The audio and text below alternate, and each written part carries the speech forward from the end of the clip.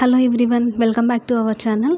ఈరోజు మన వీడియోలో ఎంతో హెల్తీ అయినటువంటి రాగులు మరియు జొన్నలతో దోశ ఏ విధంగా చేసుకోవాలో చూసేద్దాం. దీనికోసం నేను 2 కప్పుల రాగులు నేను తీసుకుంటున్నాను.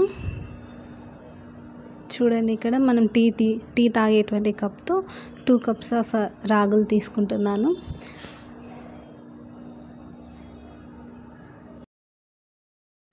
అదేవిధంగా 2 కప్స్ ఆఫ్ జొన్నల్ని కూడా తీసుకుంటున్నాను. జొన్నలు మరియు రాగులు మన హెల్త్కి ఎంతో ఉపయోగపడతాయండి. చాలా హెల్తీ ఫుడ్ ఇది. మనకి ఈ ఫుడ్లో కాల్షియం ఎక్కువగా ఉంటుంది, మినరల్స్ కూడా ఉంటాయి. అదేవిధంగా నేను 1.5 కప్ వాటిలోనే 1.5 కప్ రైస్ కూడా యాడ్ చేస్తున్నాను. నేను ఇక్కడ మనం రైస్ వండుకునేటువంటి రైస్ని యూస్ చేస్తున్నాను. ఆ విధంగా కాకుండా మీరు రేషన్ షాప్లో దొరికేటువంటి రైస్ని కూడా మీరు నానబెట్టుకోవచ్చు వీటిలో. సో వీటిని మనం శుభ్రంగా కడిగి నానబెట్టుకోవాలి. ఇప్పుడు ఆఫ్టర్నూన్ అవుతుంది. సో నేను ఇది కడిగి నానబెడుతున్నాను. జస్ట్ ఒక 5-6 అవర్స్ నానబెడితే చాలు. నెక్స్ట్ అదేవిధంగా 1.5 కప్ మినప్పప్పు కూడా నేను తీసుకుంటున్నాను. ఇక్కడ మినప్పప్పు గుండ్లు తీసుకున్నాను. సో వీటిని కూడా శుభ్రంగా కడిగి నానబెట్టేసుకోవాలి రైస్తో పాటే. సో నేను వేరువేరుగా నానబెడుతున్నాను, ఎందుకంటే ఇవి తొందరగా మిక్సీ అవుతాయి కాబట్టి.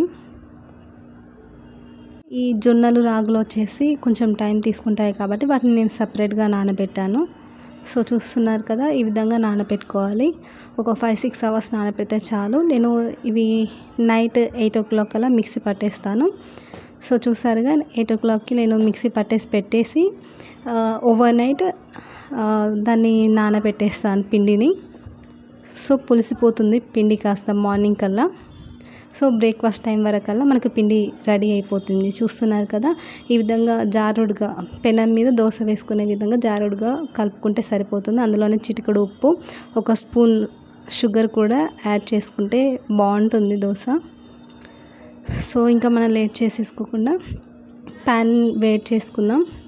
వేడైన తర్వాత ఒక చిన్న ఆనియన్ని రౌండ్గా కట్ చేసుకొని దానిపైన రుద్దితే దోశ అనేది పెనానికి అంటుకోకుండా వస్తుంది. సో దోశ వేసేసుకుందాం. సో దోశ ఇలా కాలుతున్నప్పుడు అందులో కొన్ని డ్రాప్స్ ఆఫ్ ఆయిల్ మనం దానిపైన వేస్తే సరిపోతుంది. సో నేను ఇక్కడ హోల్స్ అదేవిధంగా దోశ చుట్టూరా నేను వేస్తాను. కొంతమంది అయితే మొత్తం ఆయిల్నే దోశ పైన డైరెక్ట్గా వేసేస్తుంటారు. చాలా వరకు ఎక్కువ ఆయిల్ ఫుడ్ తినకూడదు, అది మన హెల్త్కి అంత మంచిది కాదు కాబట్టి. సో చూసారు కదా, దోశ కాలింది. సో నేను సైడ్స్ నుండి ఫస్ట్ దోశని తీయడానికి మనం ట్రై చేయాలి. సో ఆ విధంగా ఫస్ట్ సైడ్స్ తీసుకున్న తర్వాత దోశని మనం తిప్పేసుకుంటే సరిపోతుంది. చూసారు కదా, బాగా కాలింది కదా.